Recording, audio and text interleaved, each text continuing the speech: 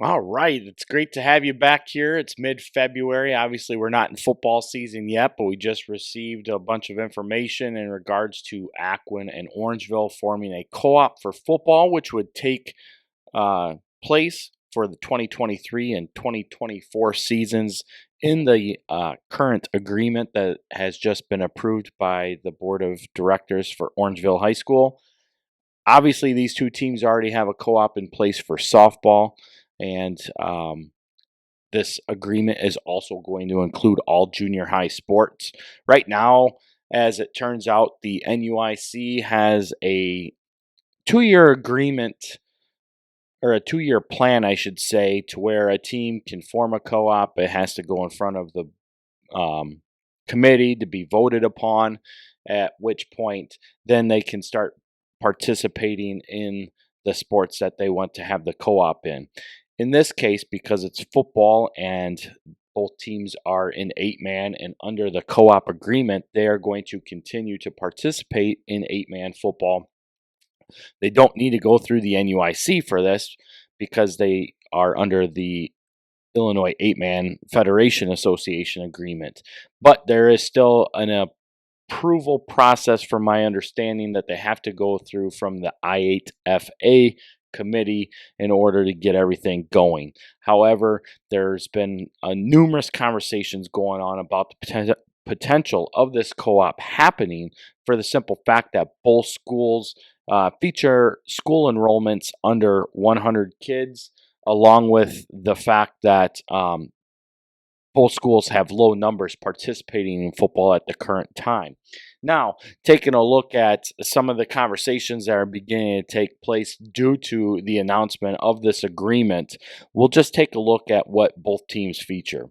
And taking a look at the enrollments for both schools as we enter the next 2-year enrollment cycle for 2023 and 2024, Aquin's enrollment is listed at 81.5, where Orangeville is listed at 99.15. So accumulatively, between both schools, you have an enrollment of 180.65. Now, if a multiplier were to be in effect, the multiplier of 1.65 would take place, and their enrollment would be bumped up to 298.07.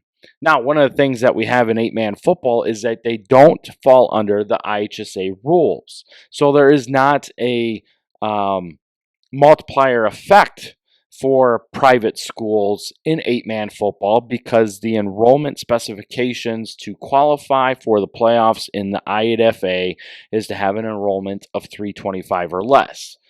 Taking a look at the IHSA bylaws as well, under Article 2.03, Article C, private schools with non-multiplied enrollments of 200 or less are eligible to form cooperative teams, which Aquin would fall under with an enrollment of 81.5. Therefore, they can go out and seek a co-op with another school, and being that Orangeville is about 15 miles north of Aquin, it would make sense that both teams are within the same geographical area for this co-op to be approved. With that, because there is no multiplier in 8-man football, they would play at the enrollment of 180.65, which still falls under the agreement of the 325 enrollment. So this Aquin Orangeville Co-op would continue to be eligible to play in the 8-man playoffs. Now, one of the things I keep hearing is that it has to be voted on by member schools of the NUIC. In this instance, it does not, because of the fact that they don't play in the NUIC for football right now, because it's 8-man football. Now, with this agreement involving all junior high sports, the projected proposal is to help get these teams combined. That way they can bring this to the NUIC and start merging it into a projected co-op agreement across all sports. Granted, there's a lot of conversation. There's things that have to go on behind the scenes for that to happen. But when you start to see two schools get a co-op agreement at the junior high level, you can only expect the next steps to be for that co-op to exist at all levels across all sports. And I believe that's where Orangeville and Aquin are trying to start to merge together to make that happen.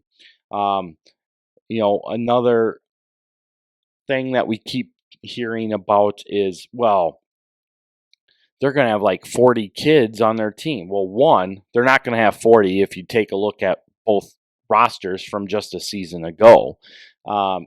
There's just no way that you can do that because you have seniors that are graduating.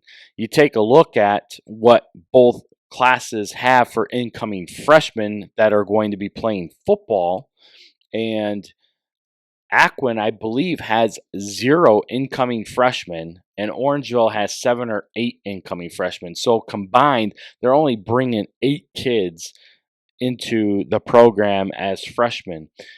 With that, we already know that their sophomore class was very limited on both ends as well. They just don't have a lot of participation, especially with both programs having the lack of seniors and or juniors available. And sorry, Crash is interrupting me here. But with that, the agreement would allow us to see Aquin and Orangeville play together. Through this agreement, the home games would be primarily in Orangeville, played under the Orangeville Bronco insignia, so they would go with all Bronco uniforms. And from my understanding is that Aquin would retain one home game a year, which would be for the Aquin seniors' senior night in this projected football proposal. Now, moving forward, if this co-op is to exist across all sports at the high school level, it will have to go through a vote at the NUIC level between the administrators of every school to either vote it in or out, upon which time that will determine whether they can do it or not. Now, if both schools can provide the information forward on what they have going on, obviously the need is more immediate than just waiting around for it to happen, but they'll have to go through the waiting period to get it to go through. It's got to go through the voting system, get approved, yada, yada, yada. Once that happens, then we can see Aquin and Orangeville in a co-op across all high school sports, which would be a good thing for all members involved, because obviously both schools have low enrollments and they're getting lower participation numbers going out. And taking a look at just sports in general throughout the area, you can see a lot less participation happening. You're starting to see just an overall regression in overall enrollments throughout the entire area. I mean, in the past decade, every school has significantly dropped their enrollment numbers, including our biggest school in our immediate area, which is Freeport High School. Since 2010, they've lost over 600 students already, which for them is pretty much an entire class and a half, if not 2 classes, with that number going down. And we're starting to see it in other classes as well. And take Orangeville for an example. About 20 years ago, they had about 150 kids in the school system. Compared to now, they're sitting at about 98, 99 kids. So you're seeing that all over the place. Every school has dropped numbers. Another one that has really stood out is that of Lena Winslow. They were once over 300 students about a decade ago. They're now right around 230, 240. Dakota was close to 300 kids at one time. They're now sitting at about 240, 250. Forreston was pushing that 300 student mark at one time, and we're above it at the same time at another time. They are around 230 as well. Same with Galena. So we've seen a large drop off in enrollments for all of our NUIC schools just in the past decade alone. So it's just one of those things where when you have the smallest school in the state that has football as a public school in Orangeville, and they were playing 11-man and making the playoffs, and then they transition into 8-man football because of that. And then you start seeing all these other schools that were traditionally in either co-ops move into 8-man so that they can be identified as themselves again. And then you have a Catholic school like Aquin, private school, that has had a large amount of success over the years, start to lose a large number of kids. I mean, I remember, I think it was 2017, they made the quarterfinals that year, and they had 17 kids in the entire program. So for them to even make the quarterfinals was basically a miracle at that. But they had a good amount of seniors and juniors at that time with good athletic ability that were able to help carry them on a couple years there. When you don't have that and you start to spread that out, now you're starting to get into the situation that a lot of these schools are going through in determining what their fate is for football. And you may have freshmen and or sophomores playing at the varsity level that just are not ready for varsity level play.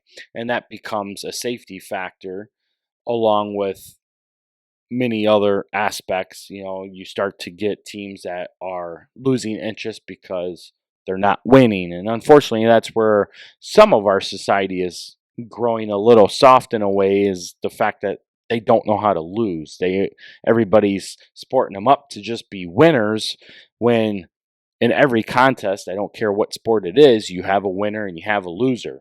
And, you know, it's cliche to say, but there's a lot to learn from losing, and at times more to learn from losing than there is winning. Yes, everybody wants to compete to win. That's important.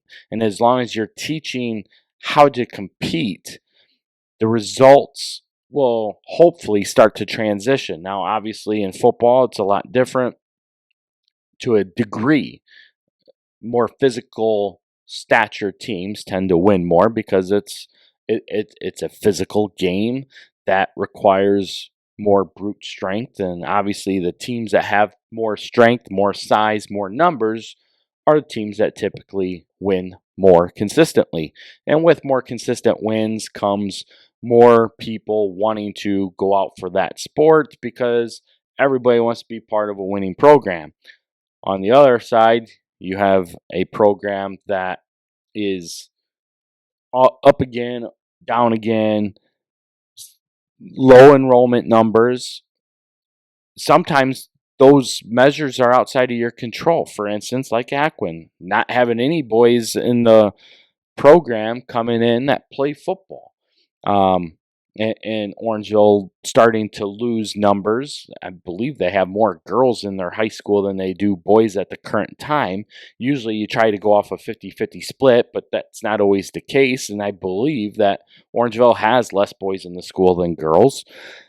But with that, when you only have 98 kids in your school, and if you were to take the 50% number of boys, so let's say they got 45 boys in the school, now you got to take a look at, okay, out of 45 boys, you might get 50% that play.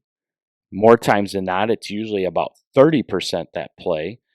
Now your number drops even further. I mean, if you got 50% at 45 kids, you're getting, 22 kids out for the entire program, freshman through senior.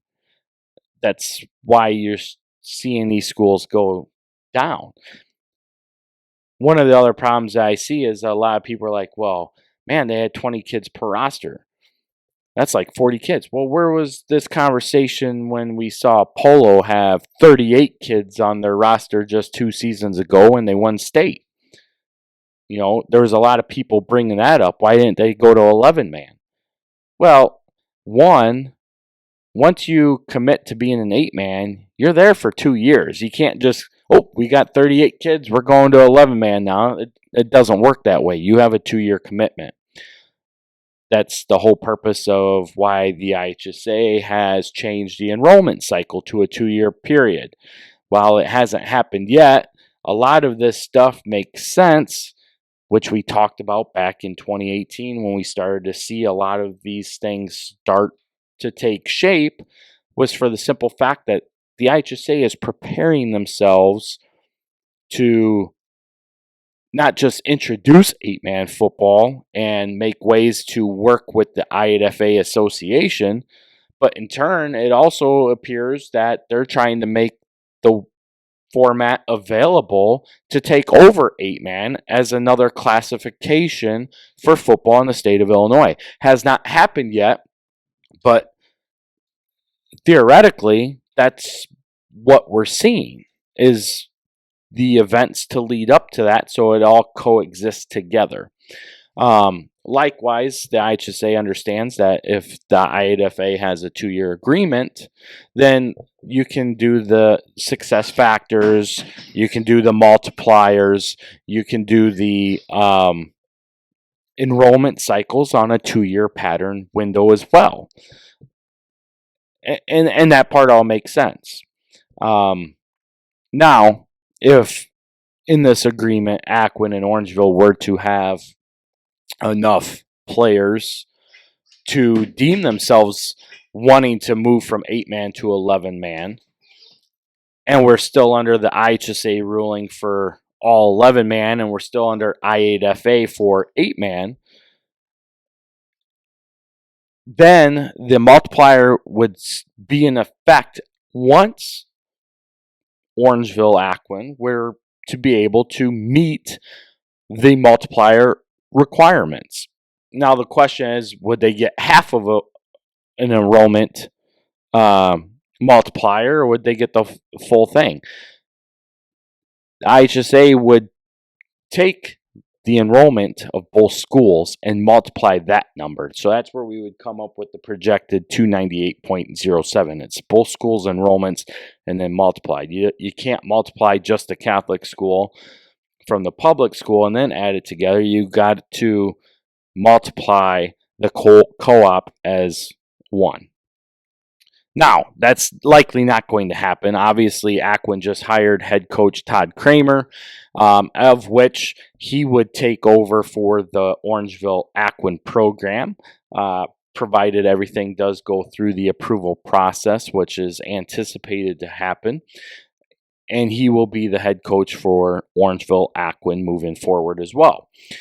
So that's great, because obviously Orangeville is has already accepted the resignation of Jay Doyle, the previous head coach, once the season was completed. And with Todd taking over, he's got good history behind him with his previous years coaching at Aquin, always making the playoffs in his tenure as the head coach for the Bulldogs, and will continue to most likely put together a staff that he is familiar with, and one that can work with the players that he would get in. So for both schools, this is really an excellent opportunity to have them both participating. Another question is, well, why the need for a co-op if they're an 8-man? Well, let's take a look. There's quite a few co-ops already in 8-man football as it is right now. You take a look at Amboy, Lamoille, and Ohio, for instance. That's one said co-op there. You take a look at a few others, and Flanagan, Cornell, Woodland is a co-op as well. I'm trying to think of a couple others, but they are out there. They do exist. It's not anything new or off the charts. It's just part of what it is. Milford, Cisna Park, that's a co-op. So they're there. They exist. We've had them, and they've been in 8-man for a while now. So it's nothing new as far as that is concerned. It's just the fact that some people are looking at it as, oh my gosh, we have Orangeville, who was just in the state championship game 2 seasons ago, and we have Aquin, a team that can pull anybody within the 30-mile radius because they're a private school. But let's take a look again. Aquin historically has numbers here in recent years below 100 for an overall school enrollment. That has not changed any. You take a look at both schools' records last year. Aquin went 2-7. Orangeville went 1-8 for a combined 3-15 record. I mean, Orangeville's only win was over Christian Life, and Aquin's 2 wins were over Christian Life and Orangeville. So there wasn't really a whole lot to write home about on either of these programs. Now, granted, Aquin did have a few other games that they potentially could have won. Their game with West Prairie in week 1 could have been a win.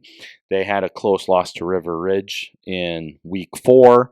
They had another close loss in week 5 to Ridgewood, which Ridgewood went on to be 8-1 before losing to Polo in the quarterfinals of the IDA playoffs last season. So Aquin was pretty close to being a playoff team. They just didn't put it all together. Likewise, Orangeville had a large exodus of players off of the 2021 season. And then on top of it, the well-documented exit by their star running back Gunnar Lobdell to move to Lena Winslow also created a big controversy as well. But that goes to the point of the part of what Orangeville has going on. There's a lot of speculation behind what happened here, what happened there. But at the end of the day, when a kid just wants to go play 11-man football, you let him go play 11-man football. And that's what happened there. And it doesn't really matter. But needless to say, this is what Aquin and Orangeville definitely need to keep things moving forward. With that, there's been other conversations that also involved the Dakota Aquin Co-op that was turned down for wrestling. Well, there's different parameters around that as well. Aquin also had a potential co-op agreement with one of the Rockford schools as well. I believe it was Christian Life.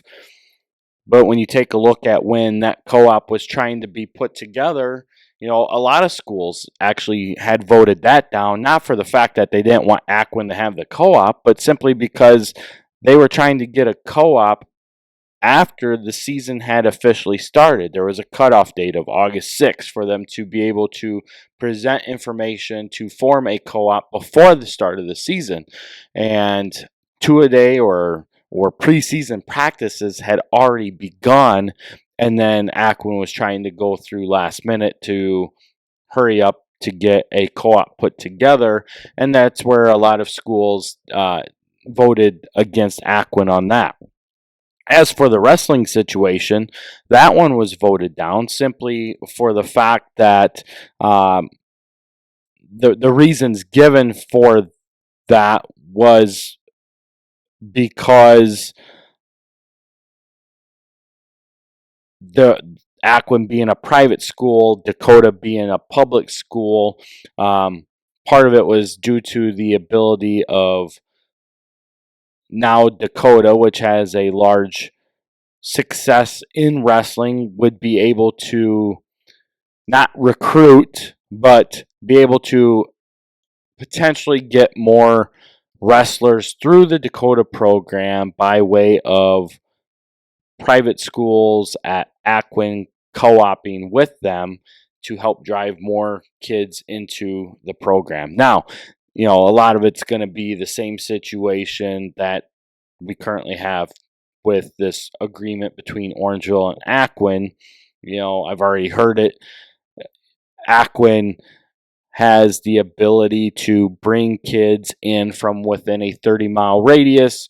Orangeville lost a football player due to potential recruiting, which wasn't really the case, but that's what it's deemed as. And then you have now Orangeville is co-oping or getting into a co-op with a team that has the ability to do the exact same thing. Granted, it's neither here nor there, and as much as people say Aquin recruits, clearly they don't. If you actually take a look at the lifespan of Aquin, it's the same kids going in all the time. It's generational at Aquin. Do they have some years where kids are first time attendees? Yeah, absolutely. Take a look at Freeport schools. It's not really the greatest places of It's not one of the best schools in the area. Let's just put it that way. Therefore, if you live in the Freeport School District and you don't want to attend Freeport, your option is to go to Aquin. So you're going to have that, and you're going to see some people that grew up in public school systems that were smaller now living in the Freeport School District, and they don't want to send their kids to Freeport. Quite honestly, I can't blame them. But at the same token, you're going to put those kids now have the option of Aquin because it is a private school, and that's where they're going to eventually go. The only other option is for them to either go to Rockford Lutheran or Rockford Boylan. And I know you could also, potentially go to Christian Life or another school over there in Rockford as well. But either way you look at it, it's not going to happen. The Aquin recruiting thing is just BS because they happen to get kids that come in and are good at sports.